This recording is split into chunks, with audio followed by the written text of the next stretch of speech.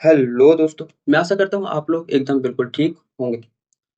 क्या भारत का रुपया सच में गिर गया है? न्यूज़ के माध्यम से पता चलता है कि रुपया इस साल एशिया का सबसे खराब प्रदर्शन करने वाली मुद्रा बन चुकी है। लेकिन सरकार एक ही बात को दोहरा रही है कि दुनिया में सबसे ज़्यादा विकास करने वाला देश भारत है और सबसे तेज़ी से विकास करने वाला देश भारत है। लोगों का कहना है कि डॉलर बढ़ा है, इस वजह से रुपया गिरा है।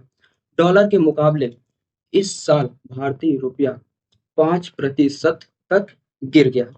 क्या ये डूबता रुपया इंपोर्ट और एक्सपोर्ट में गहरा प्रभाव डालेगा, जैसे पेट्रोलियम से लेकर इलेक्ट्रॉनिक प्रोडक्ट तक? साथ ही इंटरनेशनल एजुकेशन, हेल्थ केयर और टूरिज्म, इन सब पर क्या असर पड़ेगा और ये सारी चीजें कितनी महंगी होने वाली? दिसंबर 2025 के महीने में $1 लगभग 90 रुपए के बराबर हो गई है, जो ऐतिहासिक रूप से रुपए के कमजोर होने को दर्शाता है। लेकिन जब मोदी जी सीएम हुआ करते थे 2014 से पहले, तो उस समय पर रुपए के कमजोर होने पर तो मोदी जी बड़ा परेशान हुआ डॉलर मजबूत होता जाएगा, रुपया कमजोर होता जाएगा, विश्व व्यापार में भारत कितने करते थे। लेकिन अब हालात बदल चुके हैं, देश बदल रहा है। जब लोग 100 रुपए लीटर का पेट्रोल खुशी से भरा रहे हैं और 500 से 1000 AQI में खुशी से मॉर्निंग वॉक पर जाकर लंबी-लंबी सांसें ले रहे हों, तो छोटी-सी करेंसी के डिप्रिसिएशन होने से लोगों को क्या ही फ़र्क पड़ने वाला है? रुपए के कमज़ोर होने का असर सीधे हमारी और आपकी जेब पर पड़ने वाला है। क्योंकि जो भी सामान देश में इम्पोर्ट होगा, वो सारी चीज़ें महँगी मिलने वाली हैं और फ़ॉरेन ट्रैवलिंग में भी गिरावट आ सकती है।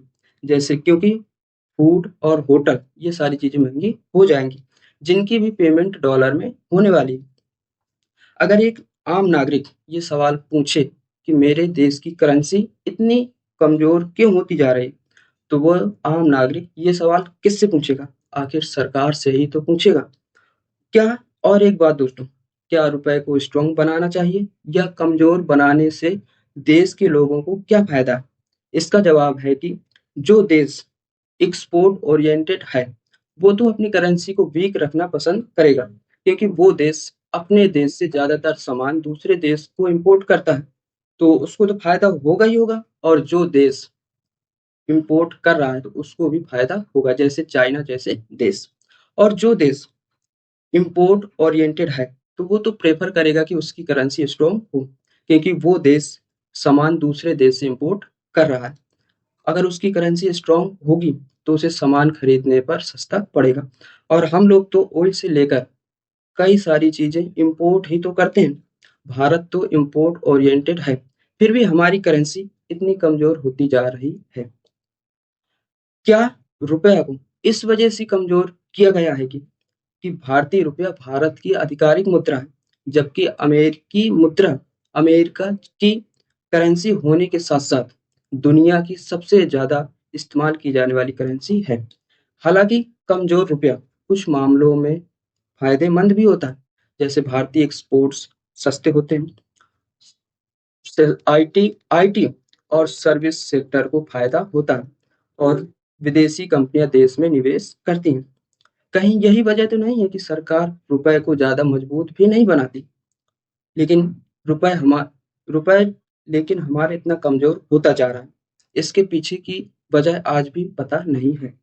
तो दोस्तों, मेरी तरफ से ये थी रुपए के बारे में संक्षिप्त में जानकारी। तो इसके बारे में आप लोगों का क्या कहना? बताइएगा ज़रूर। अगर आप लोग इस चैनल पर नए हैं, तो इसको लाइक और सब्सक्राइब ज़रूर कीजिएगा। धन्यवाद।